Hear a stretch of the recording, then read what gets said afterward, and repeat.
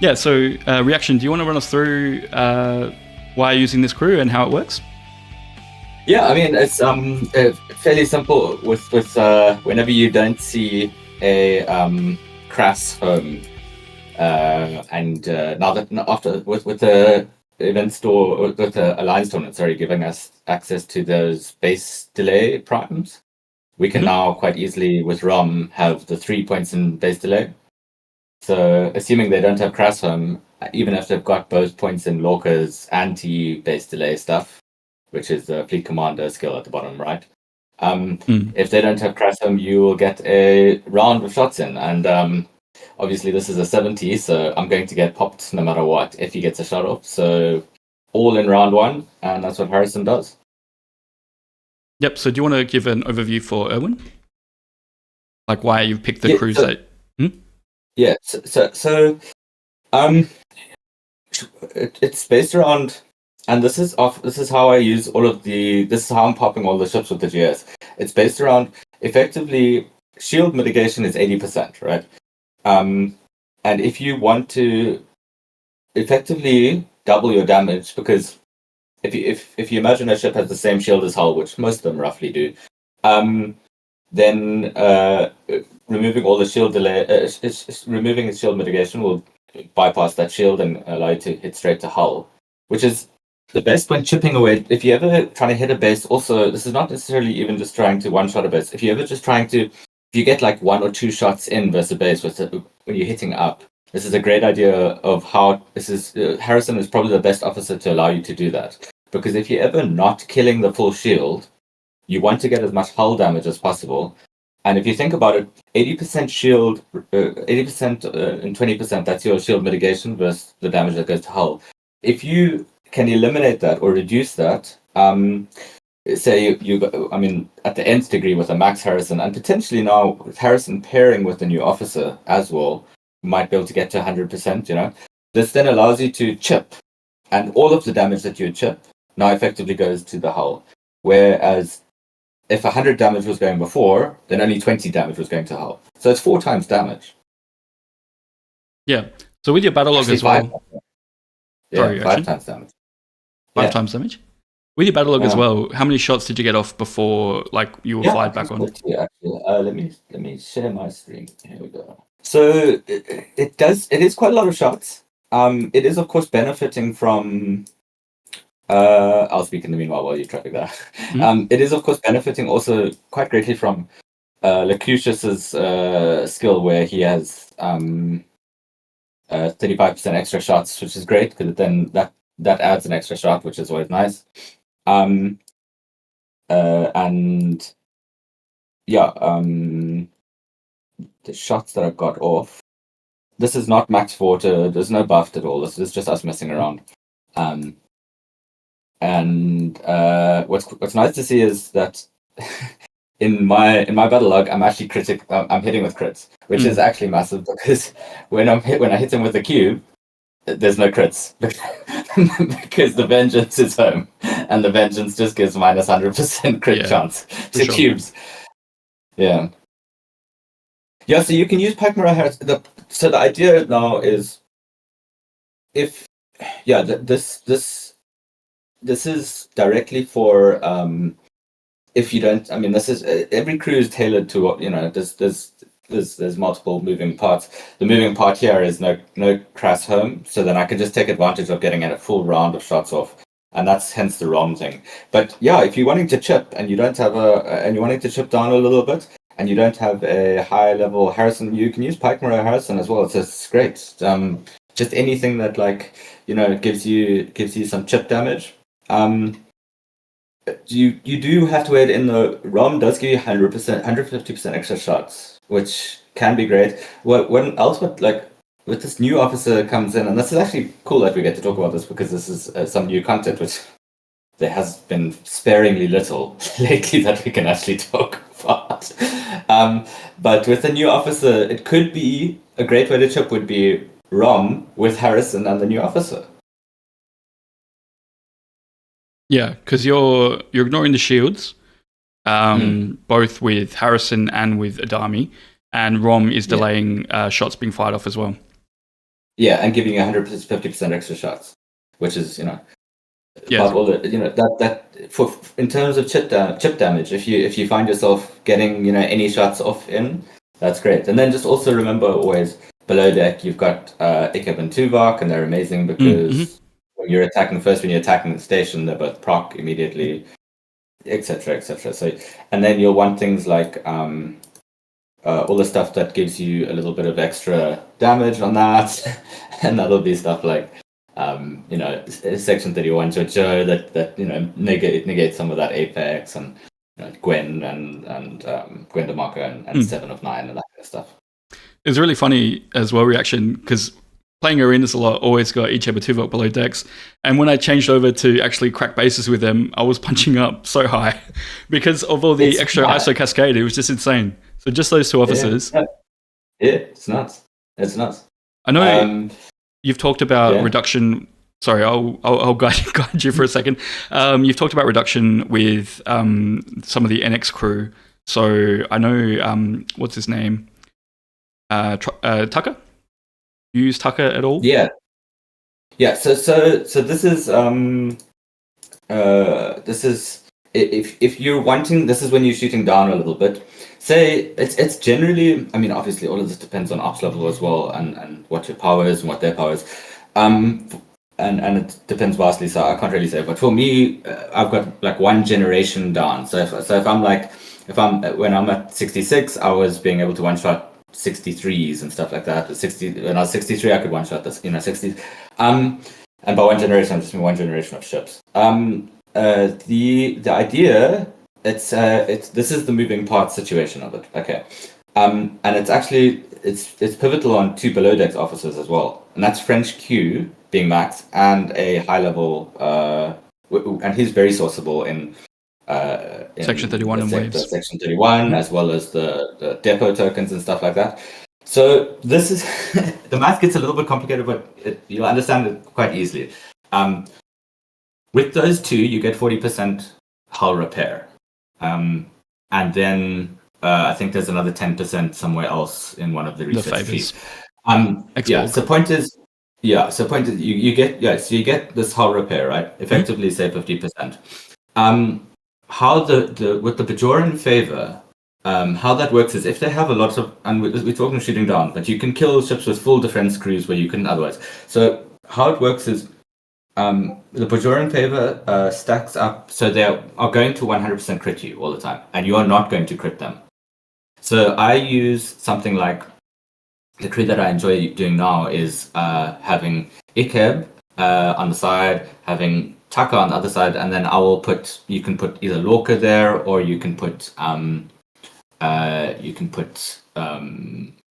Specialist 7. And if your Specialist 7 is tier 4 or higher, then you put her, because if there's anything below, so that's 60% hull repair. So if there's anything, any battleships in there, then you get a little bit of extra there. But the point is, you're gonna be stacking up, and you got to look at this as a 1 round thing. You're gonna be stacking up Apex, especially with things like the GS31 or the Borg Cube. Is they have 4 shots, 4 weapon fires in round 1. You're gonna be stacking up Apex, so effectively you're gonna have like 60% Apex after round 1.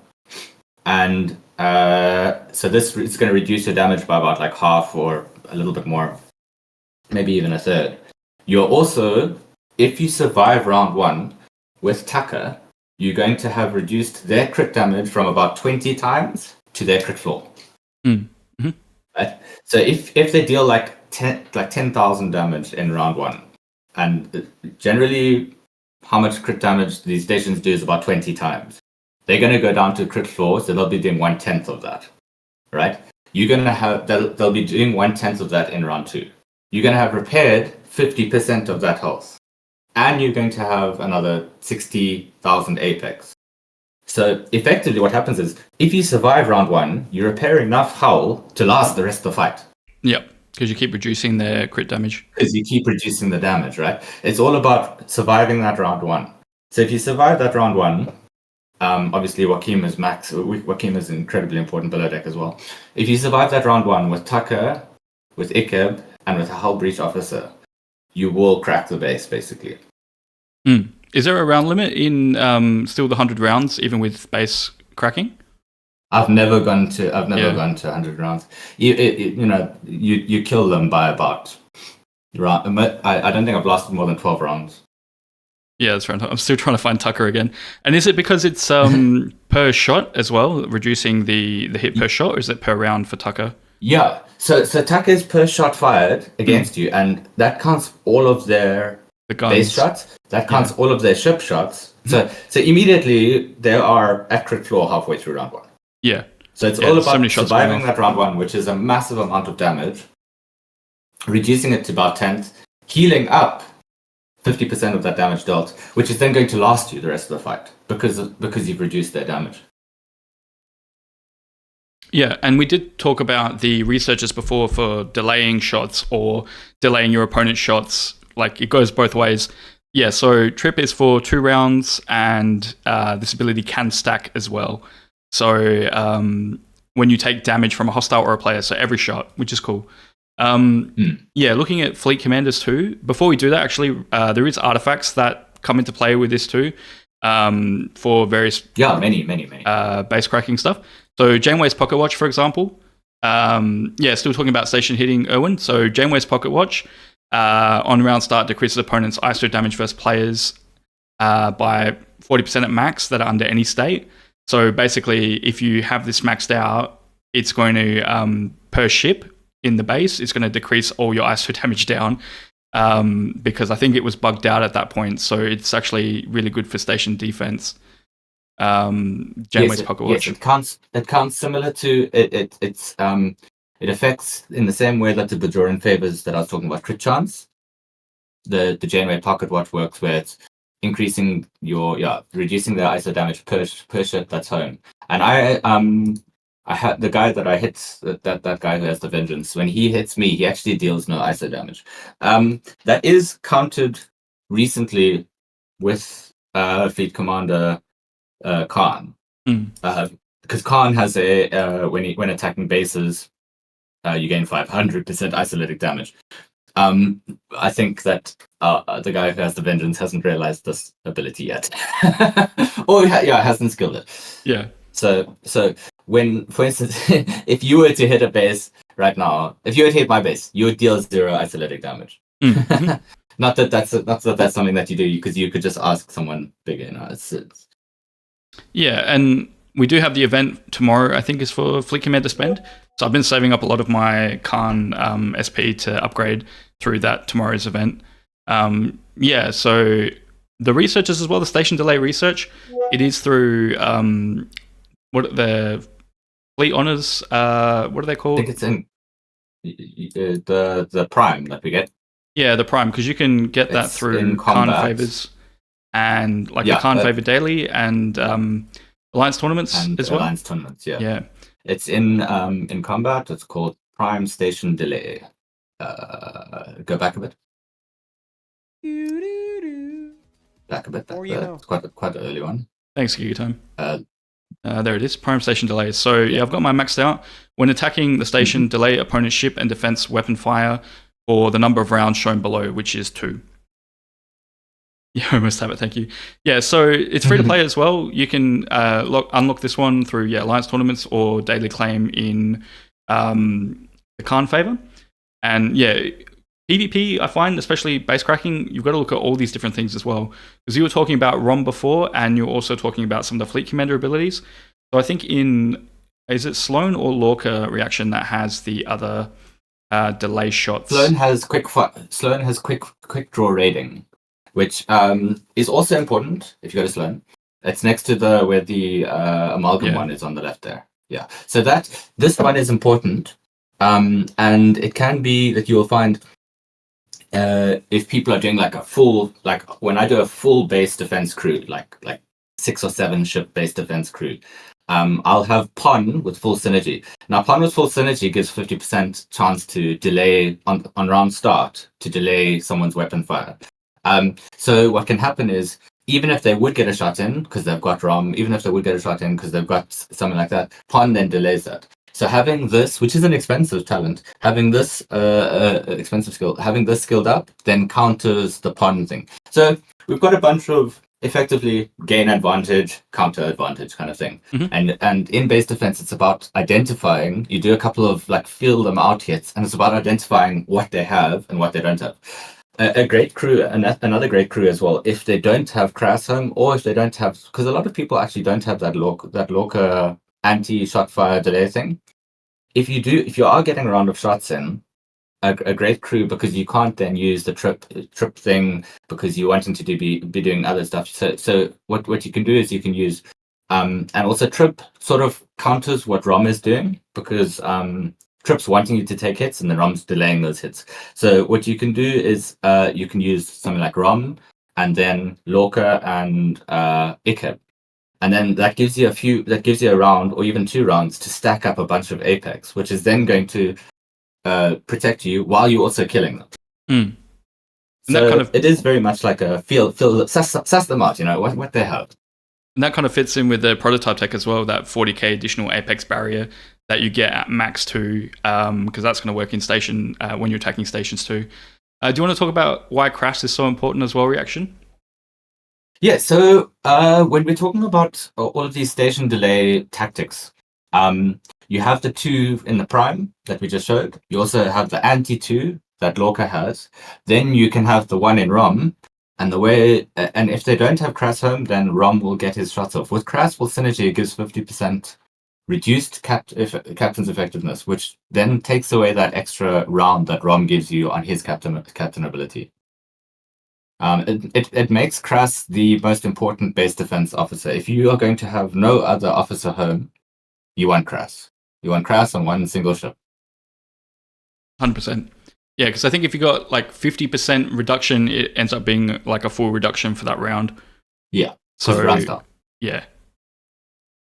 Yeah, so I guess like with Adami and stuff, yeah, it's probably going to do a little bit, but again, for base cracking and base rating, it's not super effective. Do you want to also talk about the mid-month patch while I do have you here?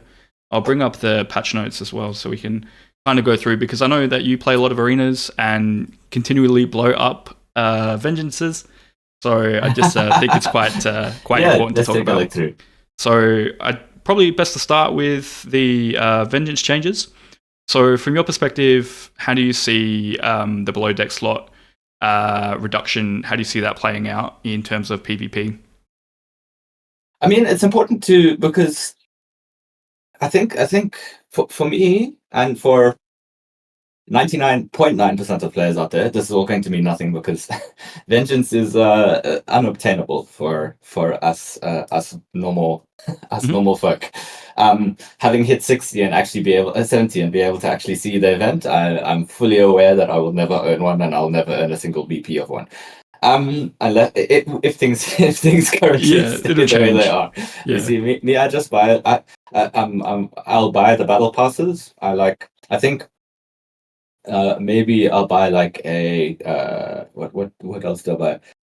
The additional battle passes that when that used to be. But I don't buy new ships. I don't buy extra things when I think that the only ship I've ever bought, as I said, was the GS31. That was because on start, thanks to the guy who did that Versal Toolbox website, I could see how it was going to scale, and I was like, yeah, I want to be on that.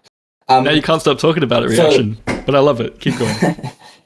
So apart from that, I only buy battle passes. So the vengeance is just not something I'll ever earn, right? It's which is fine, and I'm completely fine with that. Yeah. And to that end, I'm kind of happy, because if you think about it, the amount of money that people spend on that, I would want them to feel really good about it. I think getting blown up by a GS31. Okay, getting blown up by a Max Cube is one thing, right? Because that's like quite an elite ship. Getting blown up by a GS31 is that can't feel. That's not a feel good moment, And I feel like in this game where a lot of us want to play cheaply or for free, I feel like the people who are paying should feel bang for buck, and should feel really elite. They should feel powerful, and getting blown up by that doesn't help. I feel the change. So the below deck slots was important because they weren't able to crew properly. Below deck is very important in PvP. So what are your primary below decks for like when you're just generically loading out? What are you looking at below deck as officers? It depends on if I'm trying to blow something up or if I'm going into a long battle. If I'm going into a long battle, French Q and PQ are incredibly important to get combat repair. And other than that, you want Echo Tuvok, you want Gwen. It's like So Echo Tuvok, Gwen, PQ, French Q. That's 5 slots. Yeah, you only get that at like a tier 9 vengeance. That's scary, man. Yeah, now it's level 40, so it's reduced by what's that? What's level 40 now? Tier 8 vengeance. Tier 8. So at least it's gone down by a level, I guess. But like when you're looking at the Apex barrier hostiles as well, like you want them too. But your choice is really limited with like not many below deck slots. And Erwin's asking it limits if you creativity only PvP as well, right? Sorry, what was that? It limits creativity as well. Yeah. Well, it's cookie cutter, right? Even with the GS31 at the moment, I have to put this. I've got no choice. Yeah. Well, if you don't like have the PvP tech either, it's kind of like, well, I guess that's going to make your fight a lot harder as well. But so reducing the requirement for your below deck slots is good, so that you can get more choice earlier on, and you can have just a stronger crew, because essentially in every PvP fight, like that's what makes the difference. Is do you have enough ISO defense with Joaquin? Do you have like extra ISO? Joaquin below as well. There you go. Critical ISO critical damage or whatever, and like everyone uses different stuff as well. So Aardvark uses Joaquin, Gwen, and Section 31 Giorgio on the Vengeance for the below deck slots. Someone like even a very old school officer like Kira, like I like Kira. Crit chance reduction, she's incredibly massive once maxed. Yeah, and that's what makes a difference as well in a lot of the fights. Is your officer maxed out, or are you just unlucky as well? Because like even Dazok with Assimilate, if that procs, then you're reducing your opponent's officer abilities again by a percentage, so like it becomes less effective again. So let me see if I can bring up Kira too. So it's a good change for Vengeance owners. Makes it easier to kind of be more effective, and it also would help out with the PvE content in terms of fighting the Breen as well, because we know that generally the lower tier Vengers struggle against fighting the Breen, and that's kind of one of their loops. And the other loop is arenas. So getting, I think it's 5 kills in arenas per week to then get the chance to maybe then unlock maybe one component, or get the chance to maybe get one part or something. So it's not even a lot. Let me see if I can find Kira. Oh, there she is. Mine's level 3, and her being in the 20%. depot tokens has been nice to get her up. Yeah, and we've got depot token spend event coming up as well in the next couple of days. So a good chance to then go through the officers, and do you want to focus on PvP or PvE, and then using the officer blueprint reduction through augment or whatever officer you're trying to chase as well. So do you want to talk about the research nodes that they've added? So I'm not sure how... Yeah, I find them incredibly lazy. I find this is an incredibly lazy way to fix a problem that shouldn't... If you're going to want to add stuff or change stuff, the firing pattern should have been changed. If you're going to bring out, especially mechanics like... And I know this is diverting into PvE, but with the new... transigen stuff, it's not even new anymore, right? With a lot previous Arcs transigen stuff being both. So do you want to go again, Reaction? Yeah, and I see we've got some potential arena events coming up. Super excited about them. You never know with Scopely. I don't know, because we've had the prep events before. I don't know what's going to drop. Like last prep event, I can't even remember, to be honest, but I think it was materials that we got from it. I think it was upgrading ships, officer XP or ship XP, and artifacts or something like that. So it wasn't really PvP focused, but it was like a prep event. But yeah, going back to the research nodes. So you were saying that it was a kind of a lazy fix and a quick fix. Yeah, it's a lazy fix to a solution to a problem that shouldn't have existed. You're making and this actually dates back like a little bit further as well. To a more systemic issue that I found in the game, is that when Apex first came out, we had the Mirror Crew. Fights started getting nice and long, and those things that we could do, those creative ways to kill people, those things we could stack up, we could really get creative with crews. And as fights get shorter and shorter, we see this in PvE as well with the transition loop where it's kill in one round or die, and especially with this new loop as well, where it's you take an unavoidable damage. Each round's kill in one round or die. The longer fights, I find you can be more creative with crews. It rewards you for building up crews that are important. It rewards you for investing in certain crews that you can see might come together in the end, and seeing it feels good. Whereas these short fights is like, do you have the thing? No, you die. And that's come to bite the vengeance in the bum because, well, this thing fires in round 2, and it fires virtually nothing in round 1. I feel like the round one weapon fires are basically just for procs. It's to proc so that, and I can see how they designed it. They're like, oh, okay, we're going to make a few, it'll tickle you round 1, but it'll proc all its procs, and then it'll do all its damage in round 2. And well, that just doesn't work if the thing dies in round 1. And this is where this pandemic situation comes. When Mirror came out and we got Apex, all of a sudden fights got long, things got creative. And then they brought in Shred. And this, I feel like, is the biggest mistake that they have done in this game with regard to PvP. They took 2 steps forward and 4 steps back, because the fights were getting creative. Everything was getting nice. Like, yes, okay, I had some PvP fights that were 50 rounds. It was amazing, and I felt you could see sometimes your ships circling each other, So maybe this was a strain on the server. These extra rounds and lots of big numbers. Correct. I mean, we experienced that in PvE anyway. I will pause here for a second, Reaction, just to get some comments from chat. So, Bad Gamer, welcome in as well. Flaws in the Vengeance prevent it from being an I-win ship, which would destroy most PvP content and turn everything into an ultimate whale game, in their opinion. So, I kind of, agree that like the ship shouldn't be an I-win, and there should be like Kujitsu or a bit of thought going into what you're doing. What are your thoughts on that, Reaction? This is going to be a really unpopular opinion. I feel like it should be an I-win. I feel like for the cost that you're doing, you must remember in this game, it is a pay-to-win game. Everyone likes to disagree with this, but it's a pay-to-win game where we kind of play on whatever battlefield we end up on. Like, yes, you get paired up against them sometimes. That's just how it is. If you get paired up against a max cube, you're going to die just as easily. Like, this, and the same whales who have max cubes are having vengeance. It's not like a cheat code that they weren't going to have. They would have a max cube anyway, and that max cube would destroy you. Because we've got to remember as well, like, this is endgame content. This is literally at the pinnacle of where the game is at the moment. So generally, players who are there have everything. Yeah. I mean, you almost have to have a tier 12 cube even to build a ship. Correct. Sorry, tier 12 epic to build a ship. In order to obtain these blueprints, the spend events are, if you don't, you will have a max epic if you're going to have a vengeance, just because the amount of spend to obtain the ship. Yeah, JK in chat was saying about 10k ish.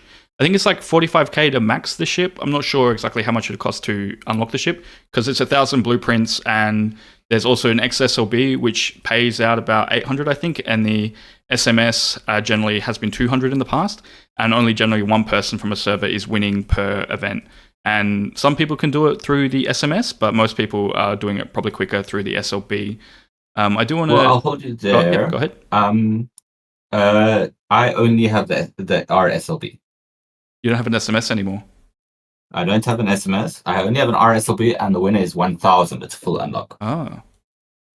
What's the current spend on that one? Screen, you can take a look. Yeah, let me bring that up. The current spend... As in, like, what are you doing to get points? So the points are... And it's always going to be this way. So they'll be using rare ship parts, using rare materials, which are... I calculated if I were to take my new... Enterprise D and max it, I would get maybe 200 million. The winner is currently on 700 million. So how they do it is, it's effectively always going to be this way. It's going to have the last 2 arcs worth of buying stuff. So in this case, you'll have the Serene Squall upgrade, the Transition Forge upgrade. You'll also have the new Locust building upgrade and the Aggregation Dust upgrade, and the new Forbidden Techs are there. Yeah, I imagine like current arc content for sure. And what's paying the most in terms of points? Is it still the materials to upgrade, or is it the new arc content? So it's the new arc. It's the new arc content. Aardvark says he's won one, so he'd probably be more clued up. But I know how our guy won it is through Syndicate.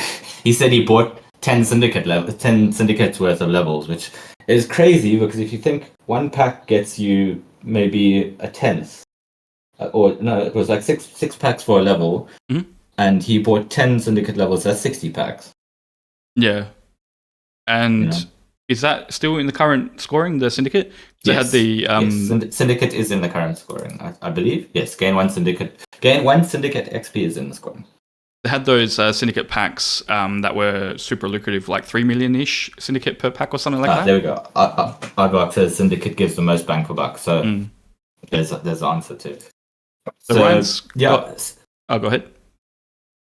So if we look at that, syndicate gives 15 XP per, and these packs give the current one that I've got.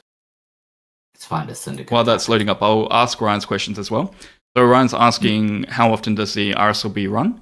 And the second question was, what would you have changed about the firing pattern to make it a better ship, I guess?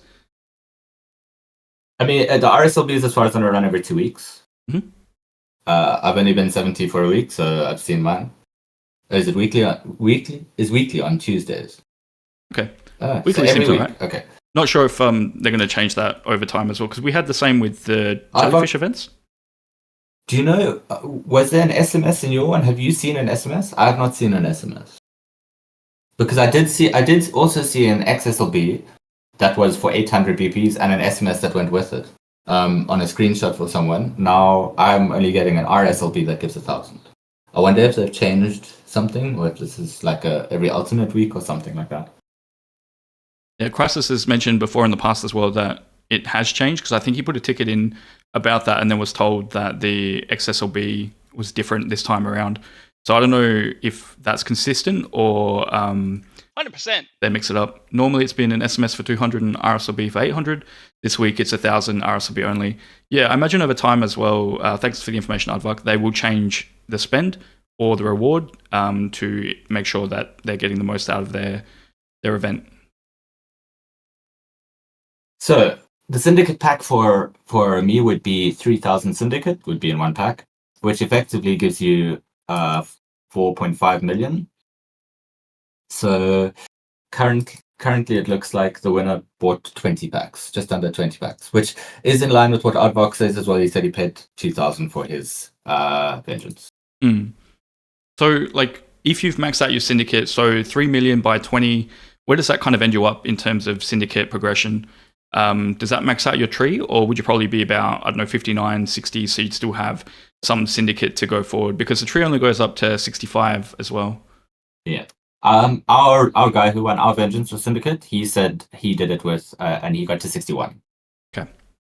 So it's still I'm assuming he was 55. So I mean 20 packs to get there. He must have actually got, I don't know if it gets you that far. Yeah, 55 to 59. He must have actually bought a few more packs.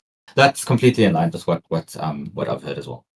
That's interesting, because then kind of if they want to monetize syndicate events going forward for vengeance owners, they're kind of already halfway through the next lot of syndicate, which only just was released a couple of months ago as well. So Ryan's second question is, how would you change the PV, the firing pattern for the vengeance as well? I would definitely give it more damage in round one. I would, as I said, I think people who've spent that amount of money, like, you deserve the I-win. You probably already have it anyway with max cubes and stuff like that. And I think if you're making a ultimate ship that only a few people are going to be able to obtain with using thousands of dollars, man, give these guys the win. They're funding the game. I can't actually see the firing The upgrades here it's closed off 1 second. Yeah, Yeah.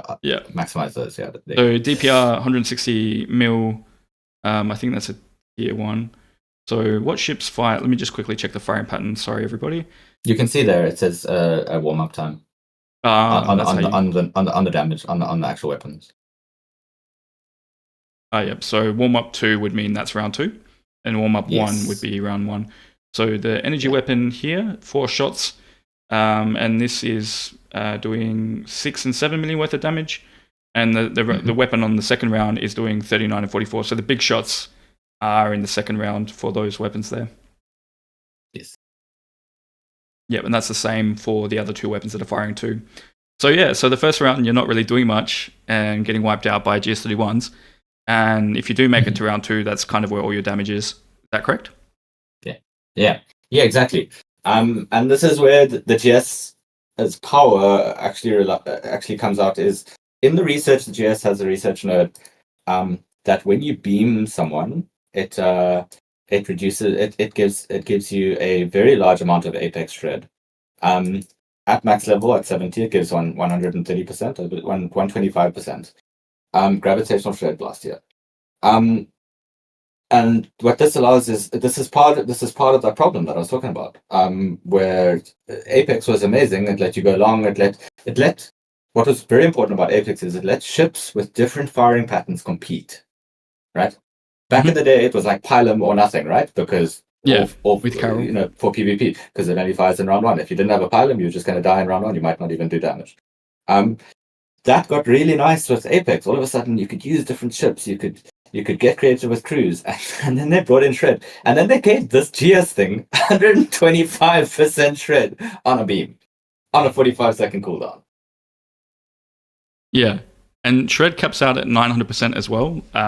So it gets to that point where you're only taking only stopping like 1/10 of the damage if you've got huge apex barrier numbers, which is insane as well. Which is like counter to the whole. Well, that's why Mirror Crew fell off being top, didn't it? Because the Mirror Crew based on Apex Barrier is kind of useless.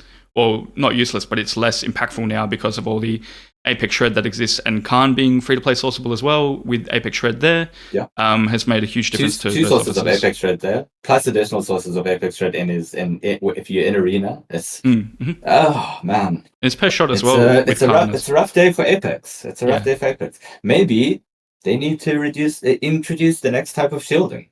I hate to have so many things because it's like base mitigation, isolytic, then isolytic mitigation, then apex and apex mitigation. But we need to have longer fights where other ships that don't have round alpha firing patterns can compete. Yeah. So alpha firing pattern, that's round 1, isn't it? And beta is round 2. Yeah. I think as well though, the game is designed to never be balanced in that way, because they're always adding the next step, whether it's another damage type or another barrier type, because new content is always better for PvP, or they try to make it always better. So it's not more about like making it more even, it's more about how do we keep it in balance slightly, in the way that if you have bought the current meta, then you'll win more often than not. Yeah, it was back when Mirror came out, it was super balanced because Mirror beat Carol beat the strike teams beat Mirror, and that felt really nice. You had this rock paper scissors kind of thing. You could Krijitsu around. You could kind of mix and match. I said it's like it felt like a heyday of PvP. Things were nice. Things were you could go full Apex and you wouldn't win because you wouldn't do much damage, but you could go like full Apex crew and go 70 rounds in a fight. It felt fun. You could do fun stuff. Now, yes, the shred is just too much. Maybe, as you said, I don't like so many things because the average person, it's hard for them to understand all of these things. But I would like the next type of shield. Yeah, because we talked about artifacts, we talked about researchers, we talked about officer combinations as well. I'm just trying to think with it's just way to go forward with this as well. Like you get the prototype tech, you're going to get the barrier, and they're always going to, like, maybe these new officers as well below deck, their PvP abilities might break the game a bit too. I do understand what you're saying in terms of people who have bought into it are kind of funding the game in a way, and kind of they've put themselves in a corner with saying that this is the best ship and should win most fights. So let's talk about the 2 research nodes that got added. So the USS Borg suppression reduces the opponent's Borg cube's critical hit chance by 100% at the beginning of each round while using the Vengeance. So is there a critical hit chance flaw at all, Reaction, or does this 100% critical hit chance reduction means that the Borg cube will never fire a critical again? So there is not a critical hit chance flaw, but remember, you can go past 100%. Mm-hmm. So when attacking, you can, Cerritos buff, you can Titan buff, you can have Worf, you can have favors, you can get like a good 220% if the other person doesn't have Kira below deck, doesn't have anti-critical hit chance, there's a Emerald Chain 15% critical, subtraction of critical hit chance. There's quite a few critical hit chance reductions, and if they line up, then yes, your cube isn't going to do any damage. If they're maybe missing some of the minuses and you have buff, you'll still get quite a few crits in. Sorry, I was just replying to Retro. Please continue. Yeah, I just feel like it should either be better in round 1, but I do feel, sorry, to answer Retro, I feel like, honestly, the fix to all this isn't this what they're trying to do here. These primes are not, these are band-aid fixes. This is emergency, I think almost in response, and I don't think it's directly, but it's response to that growing sentiment amongst the high-end spenders of, we are not, our buck is not being respected. I know that the GM Connor as well has spoken about like honoring player progression throughout the game, so they're looking at changing that more in the future. So maybe this is kind of, like you said, the quick fix to kind of work towards that. The other one is the ISO damage versus Borg cube. So the Vengeance does increases the Vengeance isolic damage versus the Borg cube. How much is that increase in ISO damage, do we know, against the Borg cube? 300%. 300%? Yeah. That adds then to the cascade of whatever ship you're firing with as well. Yeah, and the cascade on top of that, yeah. So Owen's correct, like not everyone likes to test everything, and I think a big problem or issue with the game currently is that everything is spread out in ways and the battle logs themselves aren't actually informative enough, so that you don't really understand, or a lot of players don't understand, where their damage or where their defense or their stats are coming from, because you've got to look at buildings, artifacts, officers, ship firing patterns, like research. You've got to look in so many different places to then actually understand what's contributing to your fight, and then understanding all the different mitigation sources, the cascade as well, barrier and shred. It gets quite complex. And the other thing with PvP as well is that even if it looks like you've completely destroyed an opponent, like you've got pretty much all your shield left and 70% of your hull left or whatever, the fight can actually be a lot closer than it looks, because of the way that all the damage is calculated, that like 1 round or 3 rounds or 5 rounds where you just win, the fight could be a lot closer. Like if they had like 5% more damage or something, they would have won that fight instead. So the actual damage numbers or the battle logs aren't as easy to understand to go, okay, well, how close was this fight? Or what Forbidden Tech or Chaos Tech did I have? Or like you said, the boosts with the GS31 like weaken bonus, or Mantis Sting and stuff like that. Yeah, a million spreadsheets. Go ahead. Yeah, on that, on how a fight can look very one-sided, or but can actually be super close. If you take a look, and this is once again when you shorten fights, that gets aggravated, right? So if my ship fires in round 1, I might kill you. If I don't kill you, I might die. You know, this is the nth degree. This is the round 1 fight. It still gets, if you in round 5, say if you kill an epic ship in round 4, it's like, oh yeah, look, I killed that thing quite easily. I'm telling you, if you get to round 5 versus a G6 epic, you're dead. Like that thing fires so much in round 5, but it's such a pity because it's, that's when it fires. And this is where I was saying that the longer fights, you get a more average kind of battle, a more, each ship gets its turn to do its damage, each officer's abilities, you get to feel the effect of your ship. they need to lengthen fights. These one fights, and this is going to touch a little bit on the new content. The new Forbidden Tech, where they give 40k Apex. Mm-hmm. Guess what? That's already not we've already shown that that's not doing anything, because this is your patch. This is your idea of we need to lengthen fights, is to give some Apex. Like, yes, that would have worked if you hadn't already destroyed all the Apex with the Apex Red. Can you elaborate on that a bit more? So, like, just say I've like 100,000 Apex barrier.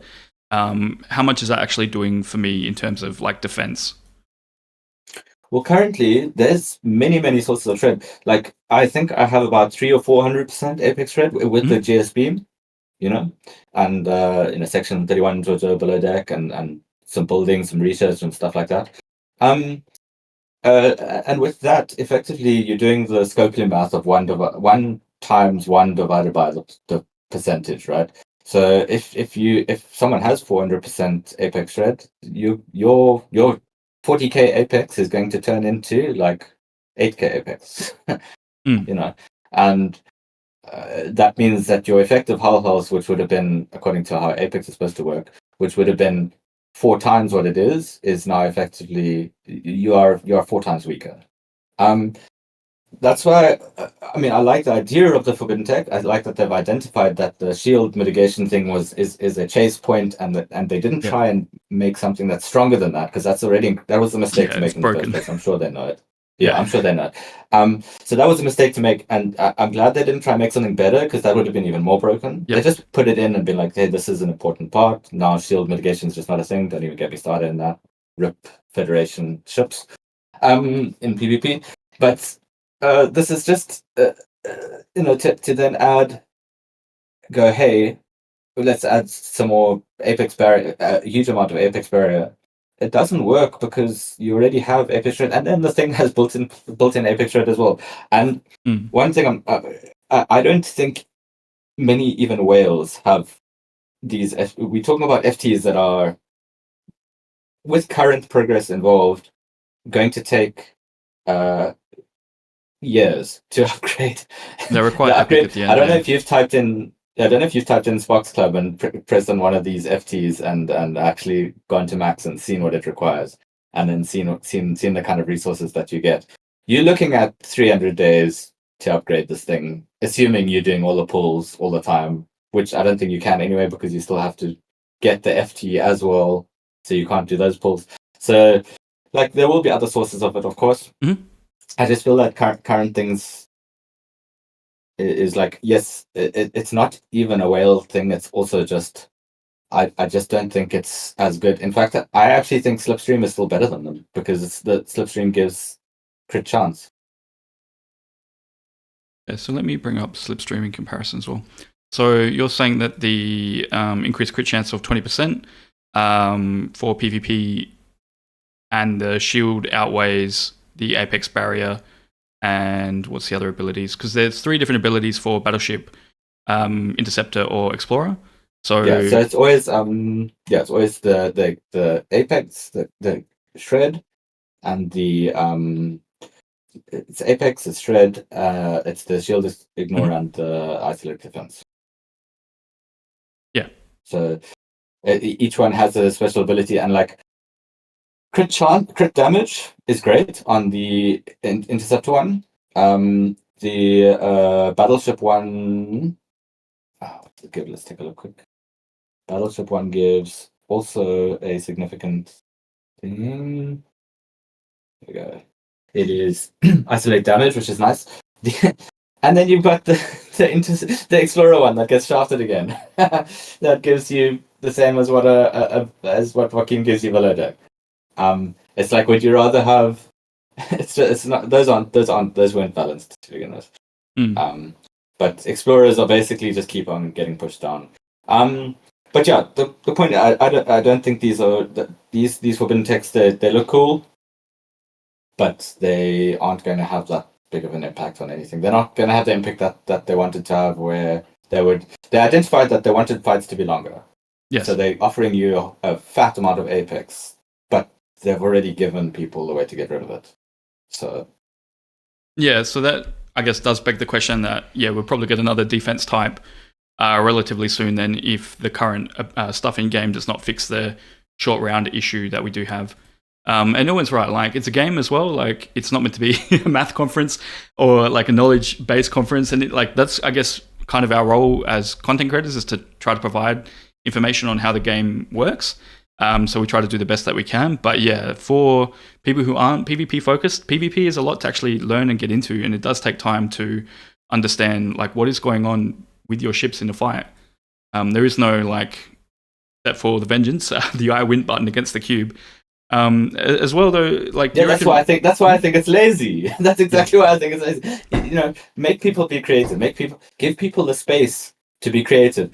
To give it round 1 damage, but also, let's get a new barrier in. Let's get a new barrier type to get some fights in, so we can actually, I am telling you now, if the vengeance goes a few rounds, it's going to beat the cube. Yeah. Don't try fix the vengeance against the cube. Fix the vengeance. Fix the problem that caused it. Right.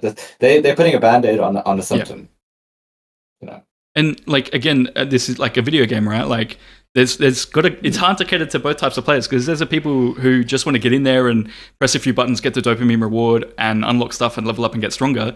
And then there's the people who are very focused on the numbers themselves and looking for any edge they can get. So yeah, it's really hard to like kind of cater the game towards those people, because if you're not looking at the numbers and stuff, then you don't know why you're losing a fight. You don't know why someone who's lower level than you, like Ryan, for example, punches up and beats 66s and he's up 61. So it's like, yeah, people kind of get confused or less enticed to play because they're like, well, what's happening?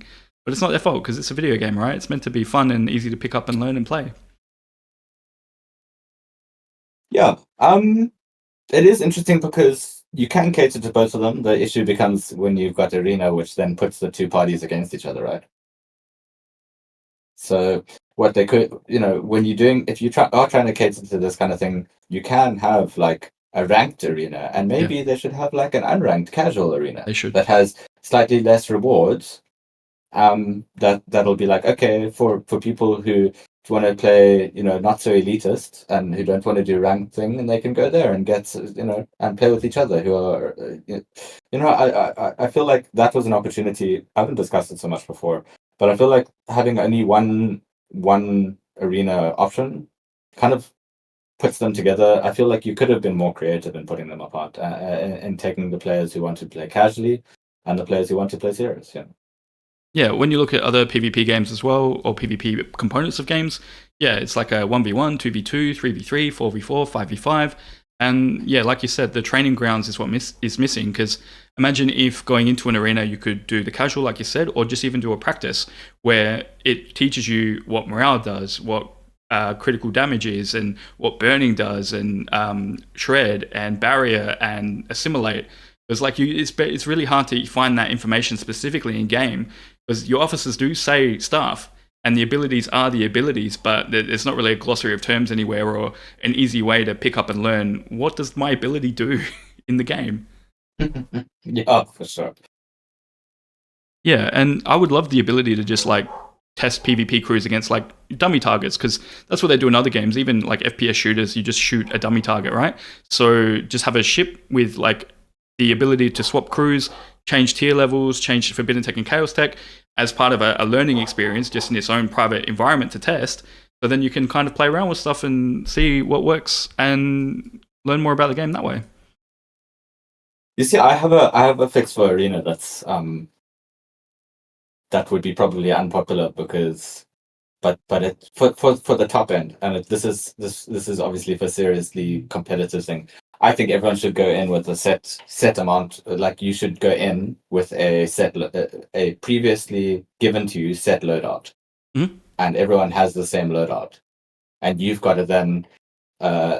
It can change each day, like each Monday. Like, oh, we're playing with Tribunes this one. Oh, we've got to counter it with this, and where you give everyone an equal playing field. I think that could be cool. Obviously, it's awful in this game because it doesn't incentivize personal progress at all. But that would be really cool. And at a base level of that, you could also do it as give someone a set loadout and show and say, hey, so these are the ships, this is an interceptor strike team. It goes on the intercept, this is this, and this is how it works. This is how crit, as you said, this is how crit chance works. It'd be cool to do a tutorial like that kind of thing. Yeah, so they kind of had tried that a little bit with the news articles where they suggest like crews and things for ships and stuff, but they've always been kind of like a base starting point where you kind of have to play around with it yourself, like take what they've suggested, then work out what works best for you. I like the idea of having set stuff or seasonal stuff, just because like if you've got to the point where you understand the game significantly, then what you're thinking about more is like a ban list as well. Say like, okay, I want to ban the cube on the other team, or I ban the Crencher on your team. And then it kind of becomes more about understanding PvP in general than about just having like the strongest ship to continually win with, I guess. And yeah, for the top end as well, like there's a lot of people who've completed the majority of obtainable items from the Terran store. Not everyone has, of course, but to keep those people interested, maybe there's some kind of top 100 players or top 50 players or avatars or frames that kind of coincide to a season or something, just to get people to play in the content instead of having it needing to reward them in other ways as well. And I'm like Erwin, Arena's got me into PvP because before that I didn't have any PvP research, didn't really care about any PvP officers. But as soon as I started fighting people, I was like, okay, I need to actually learn this more. And Ryan's right. If we go into the 59 system I'm in, we can kill anybody that we like there to learn about PvP. So this is where it helps to have a friend, right? Yeah. We've got a couple of mates. You find someone on a different alliance, chat them up. So find someone who maybe you see them a few times in incursion. Maybe you see them fighting a few times. You're like, hey, this guy fights in the same time zones I do. Maybe he's like as active in PvP as I do. And then you in this game you have the ability to message people. Go for it. Hit them up. Build communities, build mates. It's probably the best part of this game is the community that's attached to it. For sure. And that's how you go through it. Yeah, I feel like the ability to chat to people while you're queued up in Arena doesn't exist. So unless you know how to find them in another way, you can't actually click on their name when they're in your group just to say, hey, ready up, or hey, do this or do that, or I'm going to run Mantis, or I'm support, or I'm like the tank or whatever. Which is unfortunate. Yeah, exactly. I'm running support. I'll do the buff ships and I'll do this. Also, come on, man, let us be able to Titan buff our team. Yeah, that's so. For those that don't know as well, if you Titan buff in arenas and your opposing team is part of your alliance, you will also Titan buff them because the Titan buff is alliance based. So even if you're fighting your alliance, you'll give them the buff as well as yourself. So just be aware of that. And you won't buff any of your allies. Correct, if they're not in your alliance. Yeah. It's a very awkward situation. Yeah.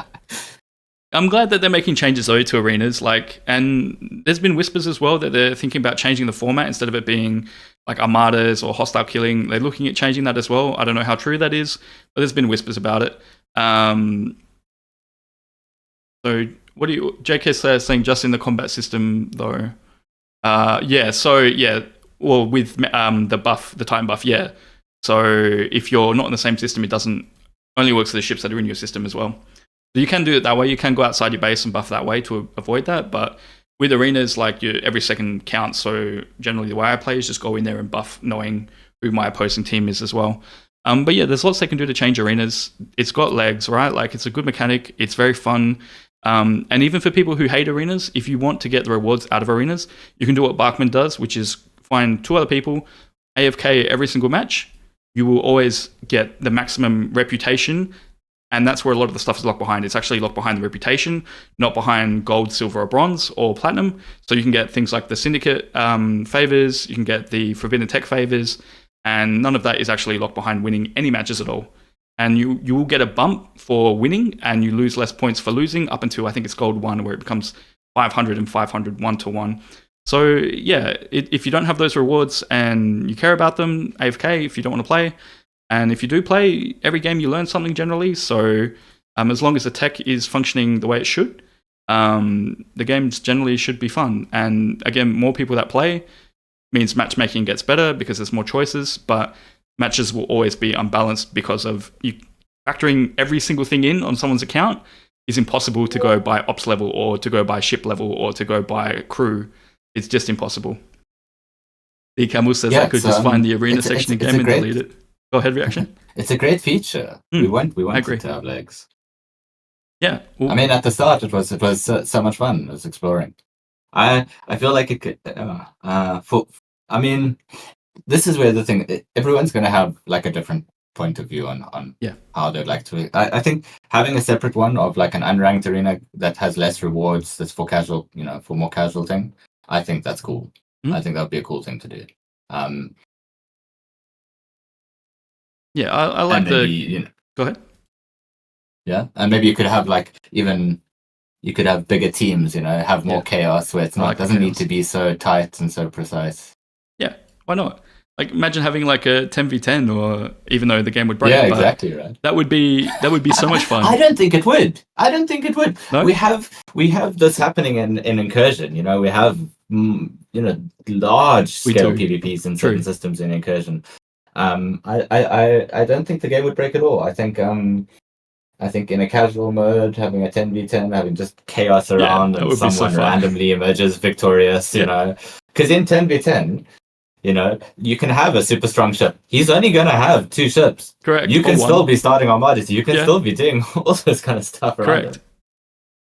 Yeah.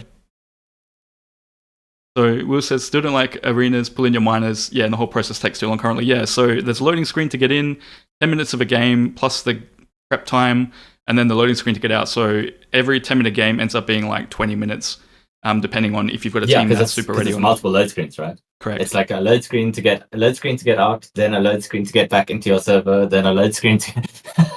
And they tried removing those load screens as well, Reaction, and then what we found is that you would load into a game and you would see a game in progress. So you'd end up seeing like 12 ships that didn't actually belong to either side that you're fighting, and that's super off-putting. Yeah, I remember that. I remember going in and seeing 3 other teams fighting each other. It's funny. The next part of the patch notes as well, alliance tags. Have you really done much with alliance tags? Because I think you need to be an admiral or a commodore to make these changes. You know much about that, Reaction? I mean, so I am, but remember our alliance is like 8 people. Yeah. I think these alliance tags are amazing because what you can have in these large alliances, you can have. I love the language one. I absolutely love the language one because in that you could have a team of Germans and a team of Italians and a team of English people, and they can all speak to each other. I can speak to my German or my exactly, and I can just interact with that and not have the chat necessarily clogged up by language that I might not understand, which in large alliances can happen. And what it also allows people to do is you could have a German channel, you could have an English channel, and then you could have maybe a altogether, right? And people who if you wanting to chat all together, you can chat there. I think it's cool. I agree it's cool. I think it's very overdue. Yeah, because that's the lifeblood, like you said before about the game, is the community and your alliances and your friends. And I think even the ability to break it down into being like, yep, this alliance is PvE focused, or we love mining, or we just want to be supportive and try to teach new players. It makes a big difference for new players coming into the game to actually go, where should I go? What alliance should I look for? And obviously, one of the choices is to go to the biggest one who wins all the leaderboards as well, because that'll increase your progression. But if you're not completely tied to that, then looking for an alliance that is more tailored to your play style. So whether you're casual, semi-casual, full competitive, and language as well, which I really do like. And what was the other part? Yeah, miscellaneous. I do feel though that in any server, you've got maybe 20 alliances that you are going to choose from, whether it's high end or low end. You're not really going to join an alliance that's below that. And in those alliance tags, they have the description. So, like, more information is always better. Yes. And more searchable, and to be able to search by terms is amazing. Don't get me wrong, but this is a very small thing that I think is already part of the game by the community itself. Right? Yeah, we already established these kind of things. Almost any alliance will say, we are progression based, we're this based, and we're English and we're German. Yeah, I agree. I just think it is nice to just have it out as well. because they've got miscellaneous arena players, armadas, or wave defense or alliance events. So I'm hoping they add to this, and in the future, whether it's expanding out the chat boxes or whatever, just making it easier to organize your alliance in game. So just say, hey, I want to run some waves. Let's get 5 people together. Or hey, I want to set up some arena squads. Let's try to do that within our alliance chat or the subsequent whatever chat ends up being that way. Yeah, I think that's a good change. Yeah, as I said, more information, more clarity in a game that's, to be honest, quite unclear at times is always better. So admirals can add up to 3 labels to their alliance profile and communicates more clearly. Will says languages shouldn't take up a tag, need to be select multiple languages spoken in alliance. I agree, because my alliance, I think there's Russian, there's English, there's Japanese, I think, and there's probably other languages in there that I'm not aware of. But yeah, we're especially in APAC, very multicultural here as well.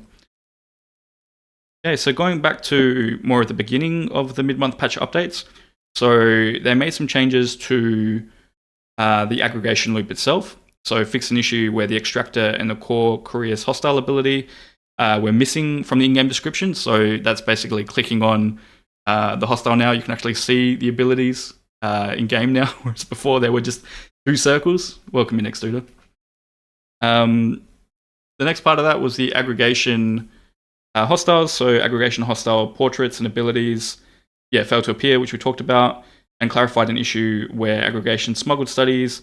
The message for tokens appeared as get more from the refinery or from the store instead of get more from the refinery and in the store. So that was probably causing confusion. I think that's fine. They're just generic changes there. They did do the hazard stuff again. It did take them a while to make that change. They waited for the mid-month patch, and they were giving out hazard exocomps as compensation. My issue with them is that they appeared every day, which was great. They were only was it 4 hours long or 8 hours long? And the other issue with that as well, it didn't actually say what it was. It just said compensation gift. So if you weren't up to date with what was going on, whether in-game chat or whether through Discord, you would click it and be like, what was this? And then you've started your timer. Yeah, I honestly feel like if it was obtainable in an clickable exo form, that it should be obtained, because let's be honest, it is obtainable in an exo clickable. You just got to know pre-hand what is in that, fill up your exo slot with it, then you can click that thing and you would gain a banked exo.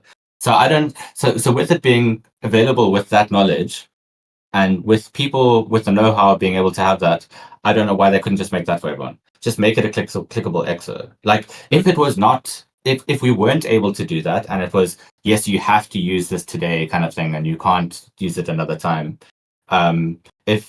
basically make the same rule apply to everyone, right? If some people know on the inside and know a trick to do the thing, allow everyone else to bank it. Yeah, especially because it's because of an issue that was caused through the game and not any player's fault either. I think it should have been chosen to be used at whatever time you wanted to use it, but obviously within the time frame of the fix being added. So basically, you couldn't hold on to it forever, just in case. But to give people more choice in when they wanted to use it, how they used it, and actually saying what it was as well. Will says, it's just compensation gift. Yeah, because they changed it for the Strange New Worlds video as well. They said this auto activates. So that was a nice change, I think. For 1980, welcome in. I still feel that if the ability is there to be able to not have it auto activate by just having some extra knowledge, I don't like this thing of punishing people who don't know everything, because there's a lot not to know in this game. Yeah. Or not punishing. I feel like make it yourself. It's an unnecessary advantage given to people who know how to do it. Like, just with all of these auto activate exocomps. That said, just be aware, anyone listening, anyone watching, when they have one coming out, fill up your exocomps with junk and claim it. It's a silly thing that makes a really big difference.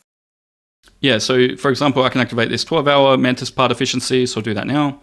And then if I go into the Forge store, then I will claim another exocomp.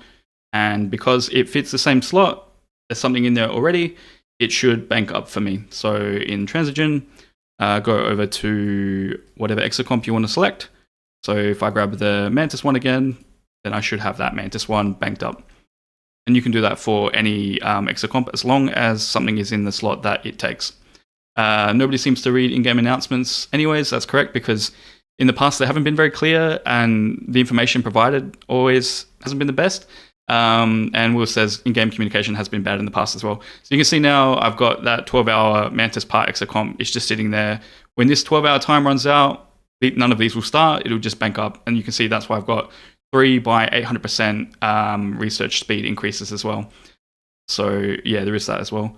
The other change, to everyone not banking those research exocomps, exactly as More just did. Please do yourself a favor and do that, even if you're not using them, even if you don't think you'll ever use them. Trust me, at some point you'll want them, and it costs you nothing. Yeah, so they are in the consumables research efficiency, and they're uncommon Transigen, I think, from memory. Yes. Yes. So relatively cheap. So just keep that in mind. Yeah, I think it's like 150 uncommon, so it's very cheap. Yeah, so the other changes they made was to Borg poly systems. So Manmore and the new system, Jisoup, I can't even say that properly. Basically, they fixed an issue where the player's ships failed to engage in combat with the hostiles after reaching target location, and where the screen froze a few seconds when exiting the system for the first time. And just generally, when you're fighting any of those Borg poly armadas, it just took ages and you just didn't know if you were going to win or not. So what are your thoughts on those changes? This is the number thing, right? This is an integer issue that they had to sort out because of the damage multiplier on and how they did it, how they've organized that whole thing.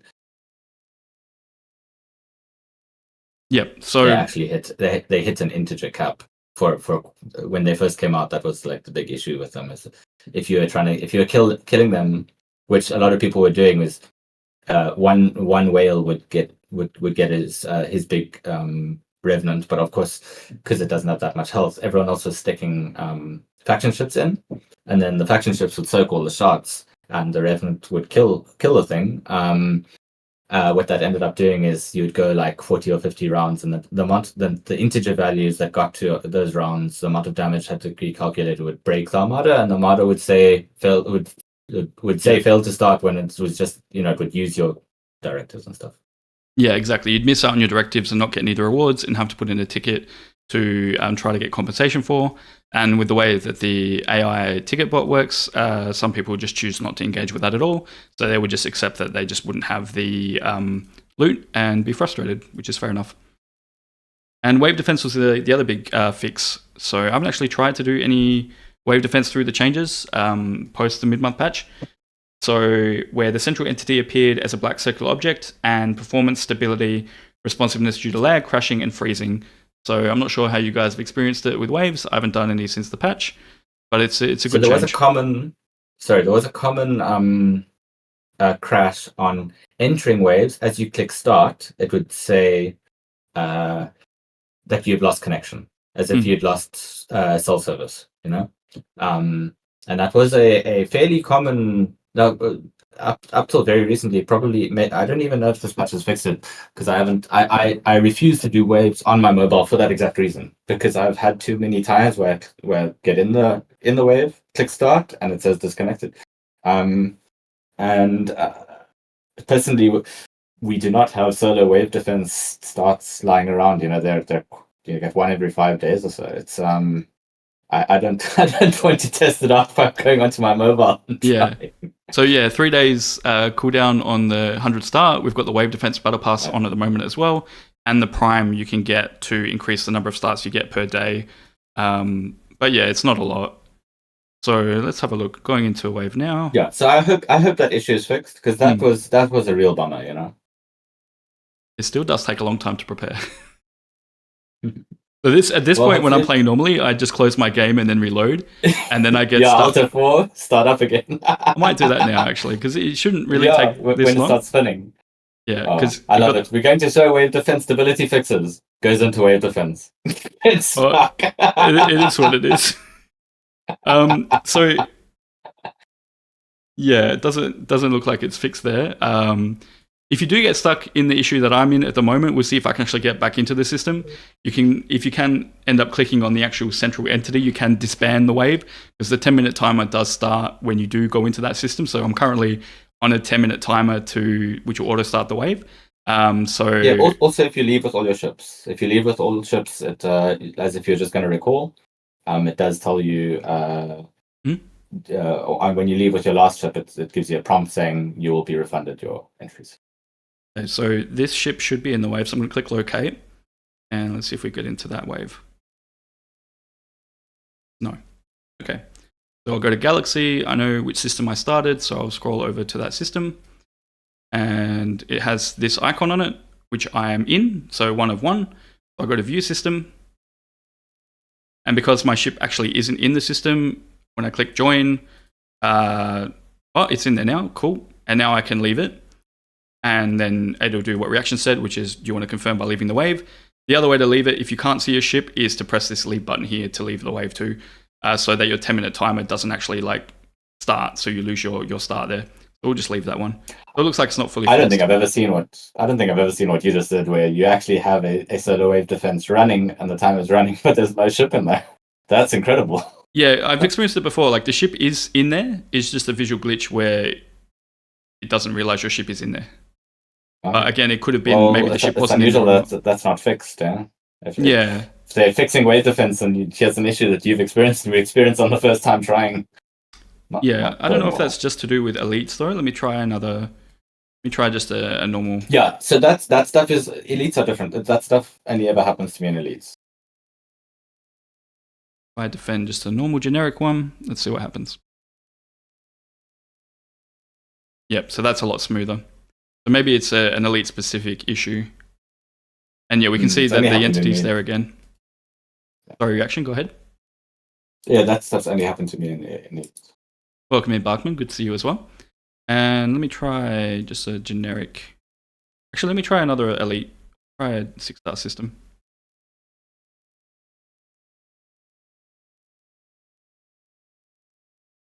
That one seemed to be fine. Interesting.